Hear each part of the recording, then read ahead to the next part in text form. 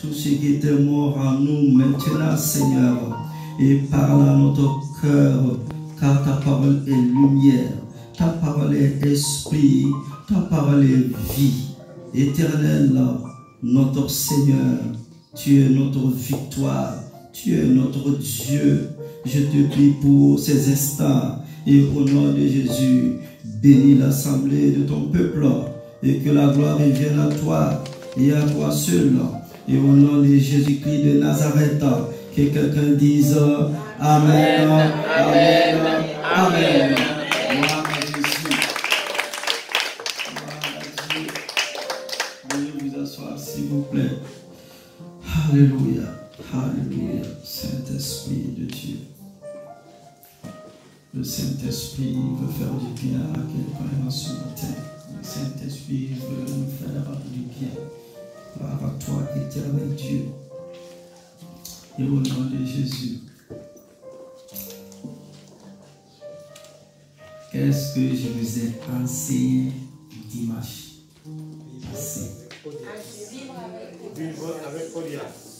Vivre avec audace. Dieu vous bénisse. Vivre avec audace. Gloire à Dieu. Merci de ce que tu as retenu la parole de Dieu. Cela va te faire grandir. Cela va t'amener à aller de l'avant. Et voici le titre que j'ai donné à l'enseignement de la matinée. Vivre par l'esprit. Sinon, vivre par l'esprit de Dieu. Alléluia. Et comme texte biblique de référence, nous lisons dans Galates au chapitre 5, verset 25. Là, c'est l'apôtre Paul, à travers cette lettre à l'église de Galates, nous parle en ce matin. Galates 5, 25. Puisque nous vivons par l'esprit, restons en phase avec l'esprit. Et dans d'autres versions, puisque nous vivons par l'esprit, marchons avec l'esprit de Dieu. Église du Dieu vivant. Sous l'ancienne alliance, les enfants d'Israël devaient apprendre à respecter la loi par leur propre force. Mais ils n'ont pas pu le faire. Et personne d'entre nous n'y arriverait non plus. La loi, c'est-à-dire la loi de Moïse, était notre gardienne jusqu'à ce que Christ vienne, afin que nous soyons justifiés par la foi. Maintenant que cette foi est venue, nous ne sommes plus sous un gardien. Nous dit l'apôtre Paul, toujours dans Galates au chapitre 3, les versets 24 à 25. En tant qu'enfants de Dieu, nous sommes sous la nouvelle alliance de grâce. Et nous vivons par la foi en la puissance du Saint-Esprit. Cependant, la vieille nature, c'est-à-dire notre chair, veut toujours faire ce qu'elle veut.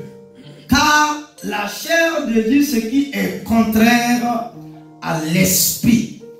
Et l'esprit ce qui est contraire à la chair.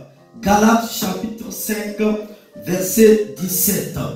Ils sont en opposition parce que la chair opère indépendamment de Dieu. Alors que l'opération du Saint-Esprit est toujours dépendante de Dieu le Père.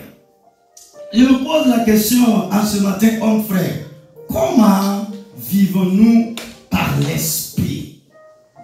Comment vivons-nous par l'Esprit de Dieu? Vivre selon l'Esprit Saint est un concept relationnel, pas une formule.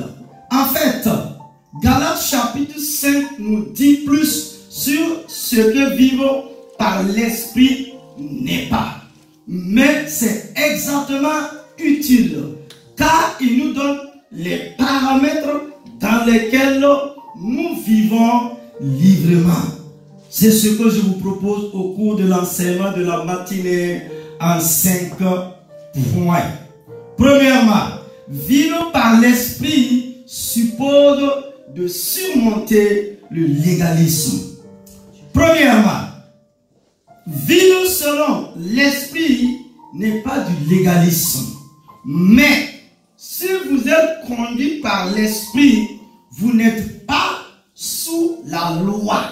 Galates chapitre 5 verset 18. L'apôtre continue. C'est pour la liberté que le Christ Jésus nous a libérés. Tenez donc ferme et ne vous laissez plus alourdir par le joug de l'esclavage. Si vous vous laissez circoncire à des fins religieuses, Christ ne vous sera aucune valeur. Versets 1 et 2 de Galates au chapitre 5. En d'autres termes, ne retournez pas sous la loi. Deuxièmement, vivre selon l'Esprit n'est pas une licence. L'apôtre nous dit ici, vous, mes frères et sœurs, avez été appelés à être libres, mais n'use pas de ta liberté pour satisfaire la chair. En d'autres termes, vivre par l'Esprit ne nous permet pas de faire tout ce que nous voulons faire. Verset 17. Le Saint-Esprit nous permet de faire la volonté de Dieu. Donc, si vivre selon l'Esprit n'est ni du légalisme, ni de la licence, qu'est-ce que c'est? Voici la question. C'est la liberté. Or, le Seigneur est esprit. Et là où est l'esprit du Seigneur, là est la liberté. 2 Corinthiens chapitre 3, verset 17. Vivre par l'Esprit de Dieu est le seul moyen par lequel nous surmontons la puissance de la chair. Je dis donc, continue l'apôtre Paul, marchez par l'Esprit et vous ne satisferez pas les désirs de la nature pécheresse. Galates 5, 16. Si nous avons le choix de vivre par l'Esprit ou par la nature pécheresse, comment pouvons-nous savoir lequel nous choisissons? Que révèlent nos vies? Les actes de la chair sont évidents. Continue l'apôtre Paul. L'immoralité sexuelle, l'impureté et débauche, idolâtrie et sorcellerie, la haine, la discorde, la jalousie, les excès de rage, l'ambition égoïste, les dissensions, les factions et l'envie, l'ivresse, l'orgie, ainsi de suite. Verset 19 à 21 du Galates au chapitre 5. Cependant, il y a un cependant, le fruit de l'esprit est l'amour, la joie, la paix, la patience, la bonté, la fidélité, la douceur et la maîtrise de soi. Il n'y a pas de loi contre de telles choses, nous dit toujours l'apôtre Paul au verset 22 et 23 de Galates au chapitre 5. Remarquez le contraste entre les actes et les fruits. Et nous arrivons au grand 2. Deuxièmement, vivre par l'esprit suppose d'avoir conscience de l'alliance de la grâce. Waouh! Il s'agit d'un principe spirituel vivant. L'essence même de l'évangile est de penser selon l'esprit, de vivre selon l'esprit, de croire selon l'esprit, de ne rien avoir de la chair dans sa pensée, ses actes et sa vie. Cela signifie aussi ne pas avoir d'espoir dans la chair. Marchez donc, dit-il, dans l'esprit, c'est-à-dire soyez vivants. Si vous le faites, vous ne consommerez pas les désirs de la chair, vous n'admettrez pas dans la conscience aucun péché qui naît dans la chair. 2 Corinthiens chapitre 3, versets 5 à 18. Si nous vivons par l'Esprit de Dieu, nous n'accomplirons pas les désirs de la chair. Paul nous dit, quiconque se fie à la loi n'est pas justifié devant Dieu, car le juste vivra par sa foi. Galates 3, 11. Les Saintes Écritures, c'est-à-dire la Bible, enseigne clairement que les croyants ne sont plus sous la loi de Moïse. Alors, je me pose la question enfin, pourquoi certains choisissent de vivre comme s'ils étaient toujours sous la loi? Certains chrétiens préfèrent en fait que quelqu'un leur dise ce qui est bien et ce qui est mal.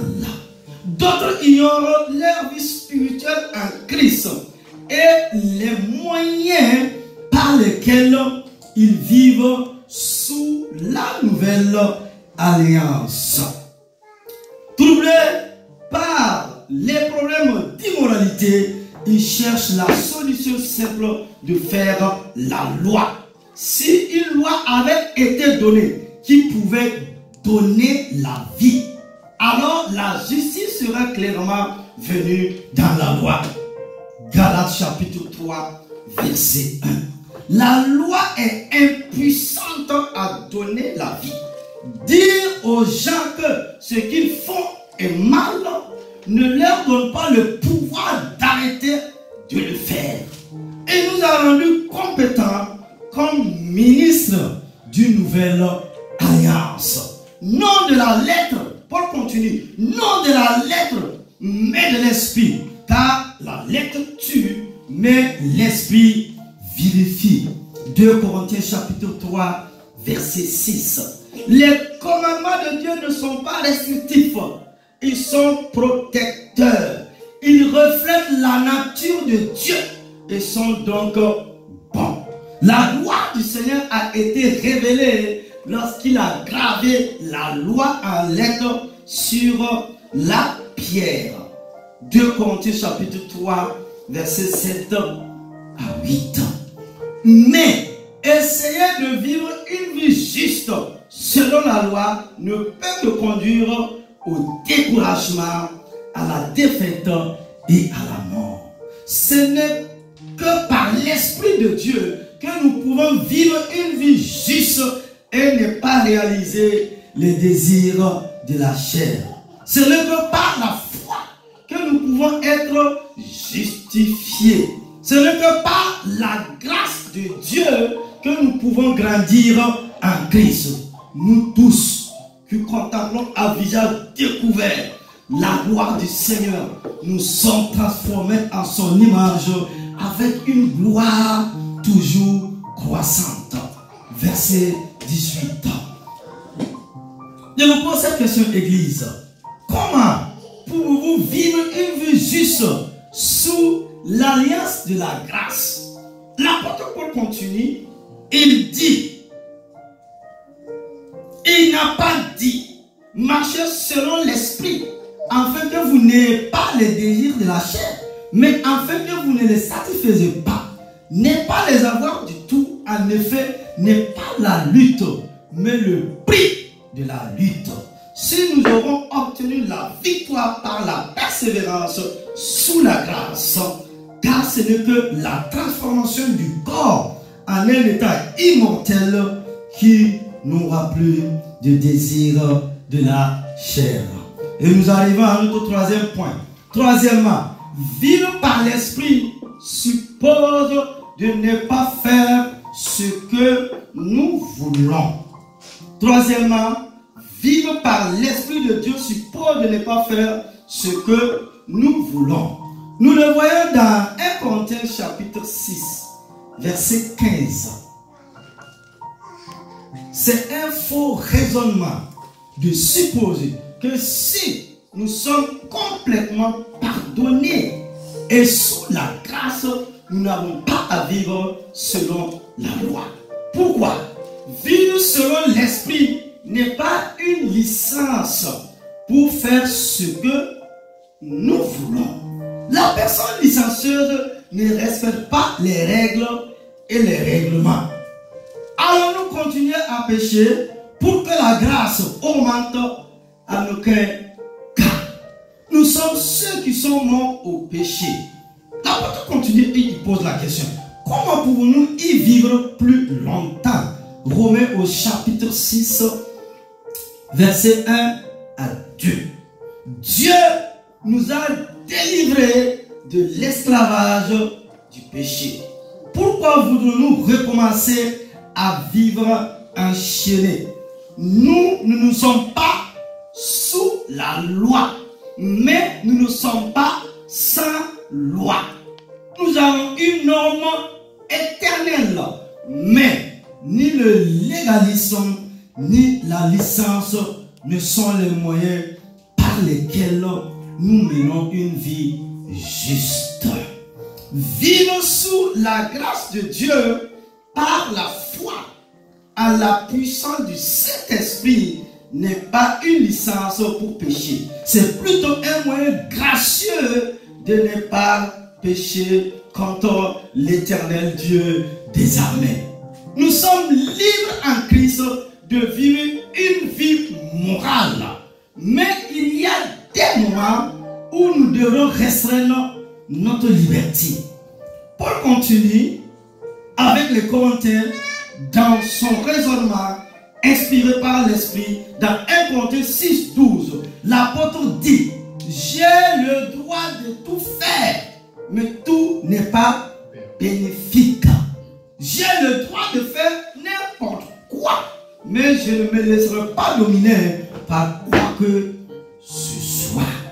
Notre liberté devient licence lorsque nous abusons de nos droits et que nous nous complaisons. Nous avons la liberté de manger ce que nous choisissons.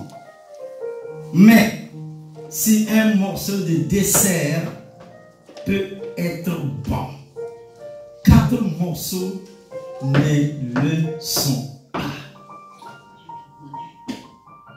Nous devons maîtriser nos appétits, ou ils nous maîtriseront. Rappelez-vous toujours que le fruit de l'esprit est la maîtrise de soi. Galates 5, 23. Pour continuer à expérimenter la liberté que nous avons en Christ, nous devons mener une vie responsable dans la puissance et l'onction du Saint-Esprit. Et faire toutes choses avec modération. Un deuxième cas dans lequel nous devons restreindre notre liberté est de le faire pour le bien d'autrui. L'apôtre dit: j'ai le droit de faire n'importe quoi, dites-vous, mais tout n'est pas bénéfique, mais tout n'est pas utile. J'ai le droit de tout faire, mais tout n'est pas constructif. Personne ne doit rechercher son propre bien, mais le bien de l'autrui. 1 Corinthiens 10, versets 23 à 24. Paul a qualifié notre liberté avec le principe de l'amour. Faites attention que l'exercice de vos droits ne devienne pas une pierre d'achoppement pour les faibles. 1 Corinthiens chapitre 8, verset 9. Nous devons apprendre à restreindre notre liberté pour le bien d'un frère ou d'une sœur plus faible.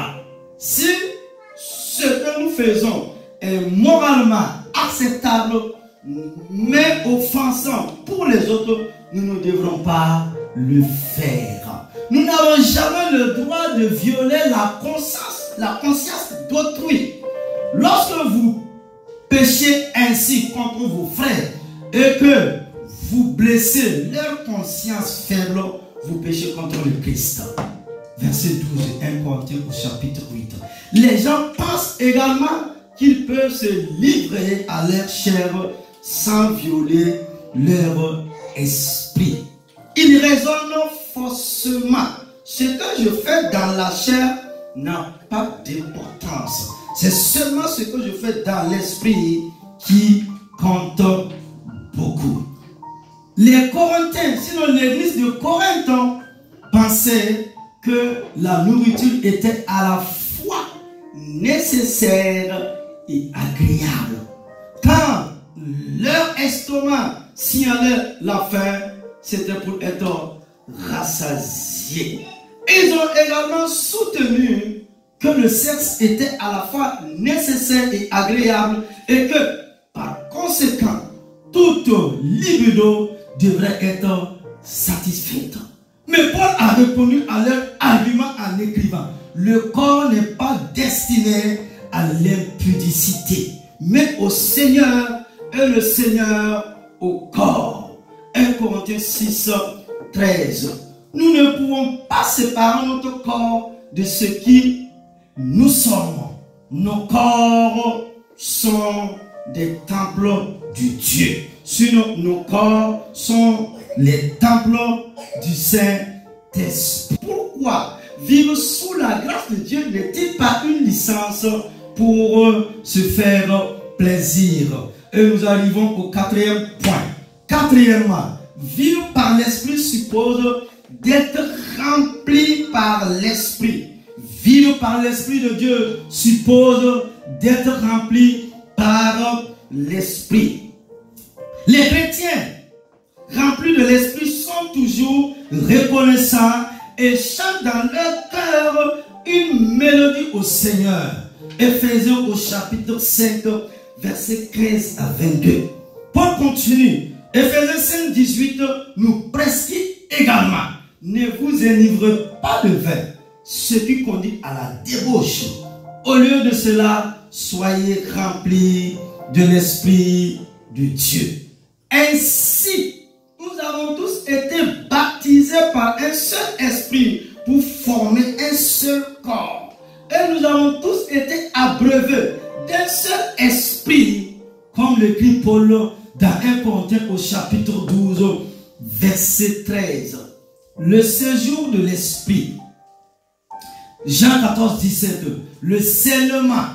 2 Corinthiens 1, 22. Et le baptême. Galates 3, 27. Se produisent tous au moment de la régénération. Et ne sont donc jamais commandés. L'église primitive, c'est-à-dire la première église, a commencé avec la venue du Saint-Esprit à la Pentecôte. Mais a vite appris qu'il aurait un besoin continu d'être rempli du Saint-Esprit. La présence du Saint-Esprit dans la vie des croyants est ce qui les distingue du reste de l'humanité. Un chrétien est simplement celui en qui Christ habite. Bien que le Saint-Esprit ait élu domicile dans chaque vrai croyant, tous les croyants ne lui sont pas entièrement soumis. Les croyants remplis de l'Esprit sont soumis à Dieu et leur vie est caractérisée par sa présence. Le fruit de l'Esprit devient évident dans la vie des croyants qui lui sont soumis. Galates au chapitre 5, versets 22 à 23. C'est un arrangement coopératif entre Dieu et ses enfants, puisque la maîtrise de soi est un fruit de l'esprit. Nos vies deviennent gérables lorsque nous choisissons d'être remplis de son esprit, les actes incontrôlables de la chair deviennent évidentes lorsque nous détrônons Dieu et exultons nous-mêmes. La preuve que nous sommes remplis du Saint-Esprit est révélée dans la manière dont nous communiquons les uns avec les autres et avec Dieu. Éphésiens chapitre 5, verset 19 à 20. L'idée d'être rempli de l'Esprit n'est pas comme un verre vide qui doit être rempli. L'idée ressemble plutôt à un ballon plein d'air qui peut devenir beaucoup plus gros et voler beaucoup plus haut s'il est rempli de plus d'air. De la même manière, nous qui sommes déjà des temples du Saint-Esprit pouvons être encore plus remplis si nous ouvrons pleinement au souffle divin de Dieu. En ce moment, notre capacité à porter du fruit augmente à mesure que nous grandissons en Christ. En tant que nouveaux croyants, nous sommes comme des monteurs de tondeuses à gazon qui peuvent faire du bon travail. Au fur et à mesure que nous grandissons, nous devenons comme des monteurs de tracteurs qui peuvent faire de plus grands travaux. Mais aucun ne peut rien accomplir sans essence. Waouh! Nous ne dépassons jamais notre besoin de Dieu. Nous ne pouvons pas accomplir notre objectif sans la puissance habilitante du Saint-Esprit. Nous avons besoin d'être remplis du Saint-Esprit et nous pouvons l'être si nous confessons notre péché et nous soumettons à lui. Faites-en votre pratique quotidienne avec une simple prière. Père, je viens devant toi comme ton enfant. Je te demande pour ta grâce et ta miséricorde par lesquelles je suis sauvé. Alléluia. Celui qui est ivre de vin vacille et trébuche. Mais celui qui est rempli de l'esprit a une assise solide en Christ. C'est une belle ivresse qui produit encore plus de sobriété d'esprit. Jésus, un jour, a encouragé ses disciples à persévérer dans la prière. Luc au chapitre 11, verset 10. Et leur a assuré que Dieu ne leur donnerait pas de mauvais dons. Il a dit, si alors, vous cherchez donner de bonnes choses à vos enfants, combien plus votre Père qui est aux cieux donnera-t-il le Saint-Esprit à ceux qui le demandent. Luc au chapitre 11, verset 13. Dieu a accompli ses promesses à la Pentecôte et il la donne encore à ceux qui le cherchent pour le salut et la plénitude du Saint-Esprit. Se soumettre à Dieu est une question de confiance. Ceux qui doutent se demandent ce que Dieu ferait de leur vie et comment il manifesterait sa présence en eux. S'ils s'abandonnaient à son Saint-Esprit, nous pouvons faire confiance à Dieu parce que nous savons qu'il a nos meilleurs intérêts à cœur, Église. Alléluia. Alléluia. Un jour, j'avais dit à un homme,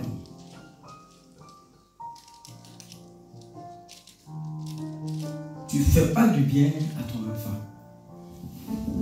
Il dit non, pasteur, c'est les enfants de maintenant. Comme ils sont nés, il y a mangé. L'enfant a mangé. L'enfant a mangé.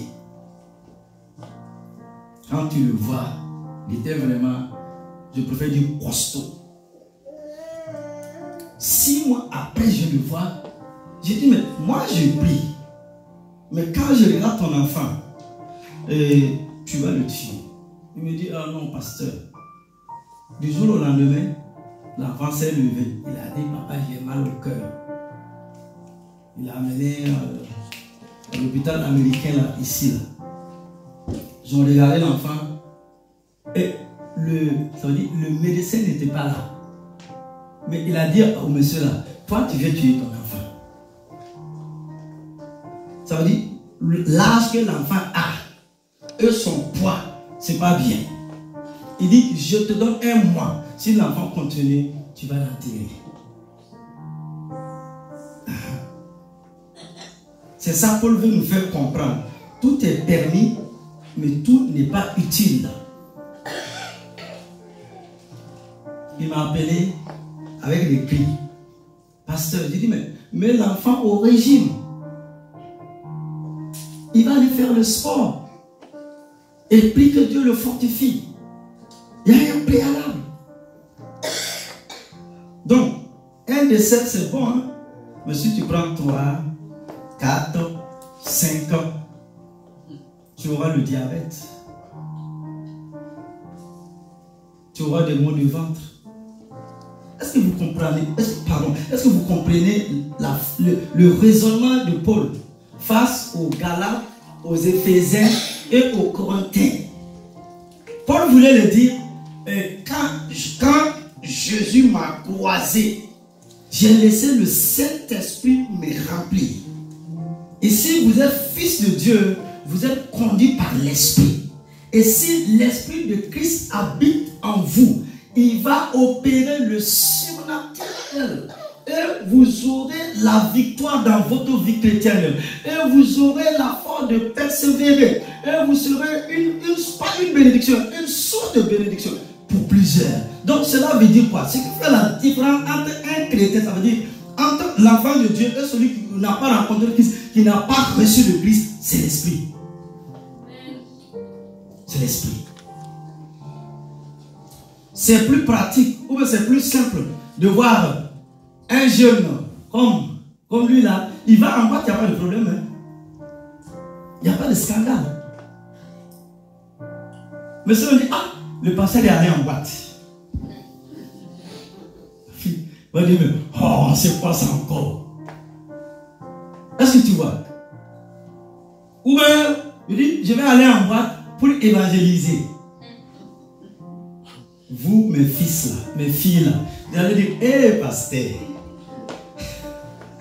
je vois quelqu'un qui sourit bien là. Donc, j'ai une lourde responsabilité. Ça veut dire, je te parle du spirituel. Donc, ça veut dire, pour ne pas te scandaliser là, il y a des endroits où je peux même parler. Je ne sais pas dire. Si je le fais prier pour moi, hein. Je vais aller en boîte et puis vous venez vous parler pour moi. C'est ça Paul dit. Ce n'est pas vous-même qui êtes à l'église là. Mais au dehors là, c'est un scandale. Bon. Je vais vous faire entrer dans une compréhension de la révélation de ce que Paul nous enseigne. C'est très important pour notre marche. Laissons le Saint-Esprit. Ça veut dire, laissons le Saint-Esprit habiter en nous, qui nous conduit dans toutes choses là que tu dis, Esprit de Dieu, ouvre mon entendement, ouvre mon intelligence. C'est ce que Paul veut nous faire comprendre. Que si nous voulons rapporter la victoire dans cette vie-là, nous devons laisser le surnaturel de Dieu habiter en nous. C'est ça.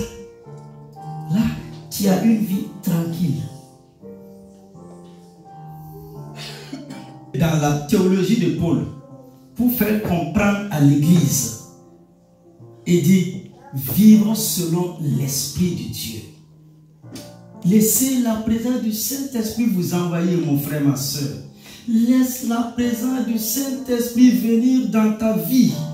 comme j'ai dit vendredi, et même dans les épreuves, et même dans les difficultés, Dieu sera présent, hein, par son bon Saint-Esprit. Il te voit, il va t'arracher, hein, du feu de l'épreuve. Il va t'arracher de la difficulté, hein, il va frayer un chemin, hein.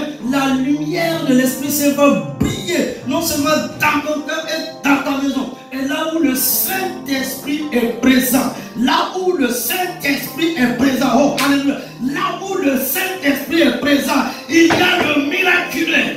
Il y a le miraculé. Tu recevras la guérison, tu recevras la délivrance, tu recevras l'exaucement. Les liens vont tomber, les gens vont tomber, et tu vas danser, et tu vas sauter, et tu vas crier de joie, et tu vas dire à Dieu, tu es ma délivrance, tu es ma gloire, tu es ma victoire.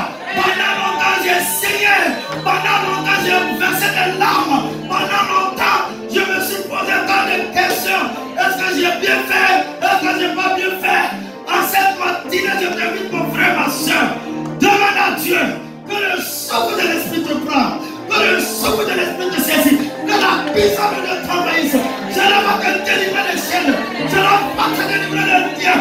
Tu vas marcher dans la victoire, tu vas aller dans cette vie. Et les difficultés vont s'amener, les difficultés partiront. Dieu va essuyer tes larmes, Dieu va te redresser, Dieu va combattre pour toi. C'est un combat dur, c'est un combat difficile. Mais Dieu, par l'action de son esprit, va terrasser les œuvres des ténèbres, les œuvres de la sorcellerie, les œuvres de ta messagerie. Oh, il va te faire sortir de tout enclos, de tout cage. Je t'invite, je t'en supplie, l'église, laisse l'esprit qui a ressuscité l'autre des morts. Il va ressusciter en toi,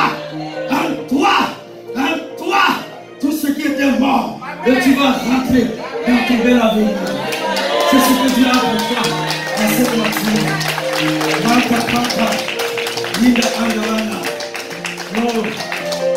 Oh, je me suis posé cette question. Comme toi aussi, comment le grand Dieu du ciel a permis qu'on jette Daniel dans le feu, dans la fournaise. Il a dit il ne va pas adorer les idoles. C'est quand tu dis que tu vas marcher avec Jésus là. C'est ça, Satan va se présenter. Tu vas voir le bout de son nez. Daniel a dit, ce que nous avons appris, l'Éternel est un, l'Éternel est Dieu. Ils ont dit, comme tu ne veux pas plier genoux là, ok, dans le feu. Il dit, ah, Dieu, j'ai donné gloire à ton nom. J'ai donné gloire à ton nom. J'ai obéi. Je viens à l'église. Je prie. J'intercède. Je suis fidèle. Dieu, je paie le prix. Mais il y a le feu de l'épreuve qui est là. Daniel a dit, Dieu a accepté. Dieu a voulu. C'est qu'il a un projet derrière. Il a un plan derrière. On l'a jeté dans le feu de l'épreuve. Si on avait qui l'ont jeté là, ils ont été consumés. Mais lui, dans le feu l'a accueilli avec le quatrième homme, la personne de Jésus-Christ de Nazareth. Et l'épreuve de feu est devenue climatisée, est devenue frigo, mon frère, ma soeur. Qu'il en soit ainsi pour ta vie, qu'il en soit ainsi pour nos vies, qu'il en soit ainsi pour nos vies. Au nom de Jésus de Nazareth. Quand les ennemis, quand les sorciers, quand les démons, quand les attaques, quand les pour créer le feu de l'épreuve, le Saint-Esprit, à la personne de Jésus-Christ, va descendre dans ce feu avec toi. Amen. Dans ton problème, dans ta difficulté, dans tes angoisses, dans tes larmes, Dieu n'est pas laissé silencieux. Dieu n'est pas sourd. Oh, alléluia. Je vois le quatrième descendre. Je vois le quatrième descendre. Je vois la main de Dieu délivrer une femme. Je vois la main de Dieu délivrer un homme. Je vois la main de Dieu délivrer une famille. Alléluia. Saint-Esprit, il est venu le jour de la Pentecôte. Tout a changé. Le Saint-Esprit, le Saint-Esprit a révolutionné les choses. Ne crains pas. Ne crains pas. Comment je vais joindre les deux bouts? Pense une personne. Comment je vais faire? Laisse-toi au Saint-Esprit. Laisse-le faire. Amen. Laisse-le agir. Amen. Amen. Alléluia. Alléluia. J'aime ta présence, Saint-Esprit. Je vais conclure et prier pour vous. Le maître est ici. Amen. Tu avais besoin de cette clé. Cette clé, je vous ai dit dimanche, la clé c'est haut.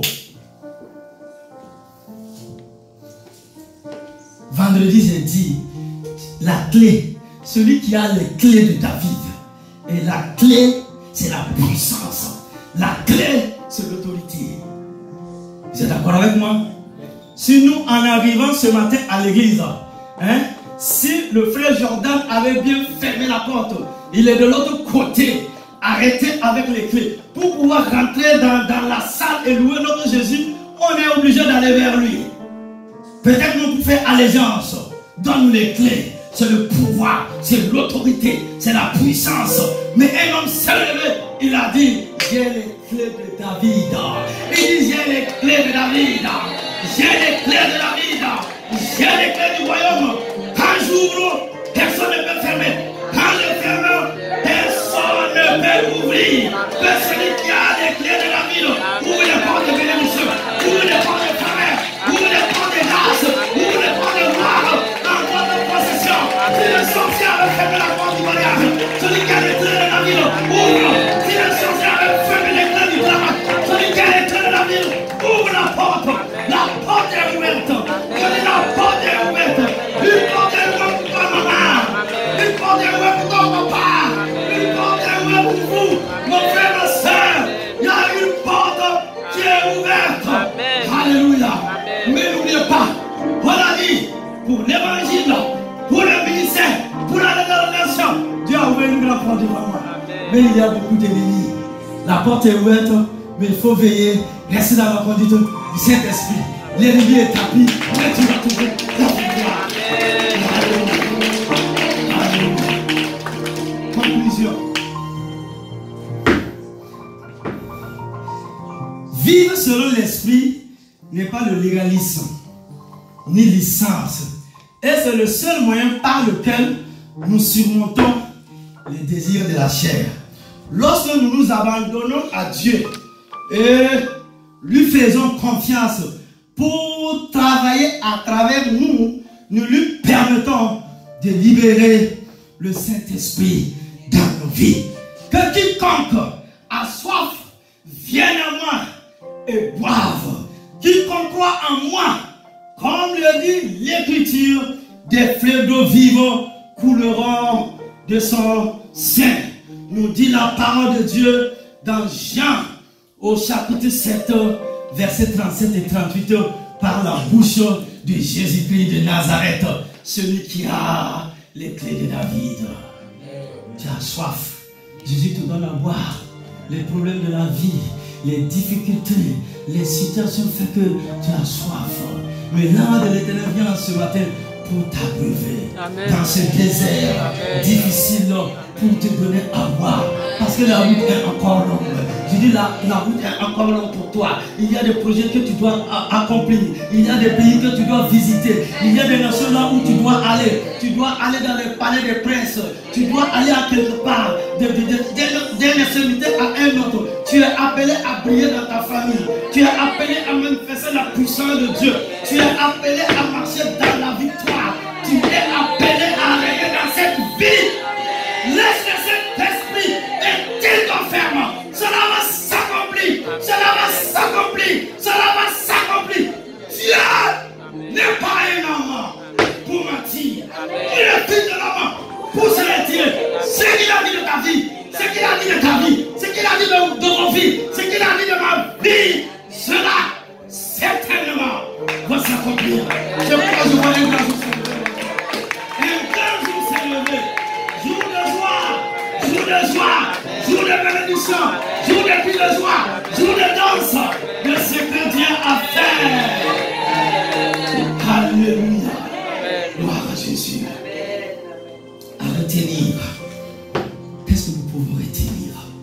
Premièrement, c'est par l'Esprit de Dieu que nous pouvons vivre une vie juste et ne pas réaliser les désirs de la chair. Deuxièmement, par la foi, nous pouvons être justifiés et par la grâce de Dieu que nous pouvons grandir, sinon croître en Christ. Troisièmement, vivre selon l'Esprit est un concept relationnel par une formule. Et que Dieu bénisse sa parole. Et que quelqu'un dise Amen. Amen. Amen. Acclame Jésus de Nazareth. J'invite les frères, j'invite les diacres et les autres à venir. Et tiens-toi debout. Et nous allons prier. Nous allons prier. Quelque chose va se passer dans ta vie. Peut-être ce matin, en venant à l'église, tu es venu tout triste, tu es venu tout triste, tu étais pensif, tu regardais, et quand tu regardais, c'était le vide, tu regardais, quand tu regardais, c'était le noir, tu regardais, c'est comme s'il n'y avait pas d'ouverture, tu regardais, oh alléluia, c'est comme s'il n'y avait pas d'issue, c'est comme si tu avais marché, et tu es arrivé à un endroit où c'est écrit sans issue. Là où ils ont écrit sans issue, le lion de la tribu de Juda vient et il ferait un chemin. Il ferait un chemin. Il ferait un chemin. Il ferait un chemin. Il ferait un chemin pour toi. Car Dieu veut donner des bonnes choses à ses enfants. Dieu veut donner des bonnes choses aux fils et aux filles du royaume des cieux. Mon frère, ma soeur, avec une foi profonde, proclamons ensemble. Éternel mon Dieu, éternel mon Dieu, éternel mon Dieu, éternel mon Dieu, éternel mon Dieu. J'avoue que je ne me suis pas toujours abandonné à toi. J'avoue que je ne me suis pas toujours abandonné à toi. J'ai été volontaire, égocentrique, et autosuffisant. Je choisis de croire que je suis vivant. Je choisis de croire que je suis vivant. Je choisis de croire que je suis vivant. Je choisis de croire que je suis vivant. Libre et pardonné en Christ. Libre et pardonné en Christ. Je choisis de vivre par la foi. Je choisis de vivre par la foi. Je choisis de vivre par la foi. Selon ce que tu dis est vrai. Selon ce que tu dis est vrai. Selon ce que tu dis est vrai. Je m'abandonne à toi comme mon Seigneur et mon Sauveur. Je m'abandonne à toi comme mon Seigneur et mon Sauveur. Et je te demande de me remplir de ton Esprit Saint. Je te demande de me remplir de ton Esprit Saint. Afin que je puisse te glorifier dans ma vie et mon corps. Afin que je puisse te glorifier dans ma vie et mon corps. Afin que je puisse te glorifier dans ma vie et mon corps. Afin que je puisse te glorifier dans ma vie et mon corps.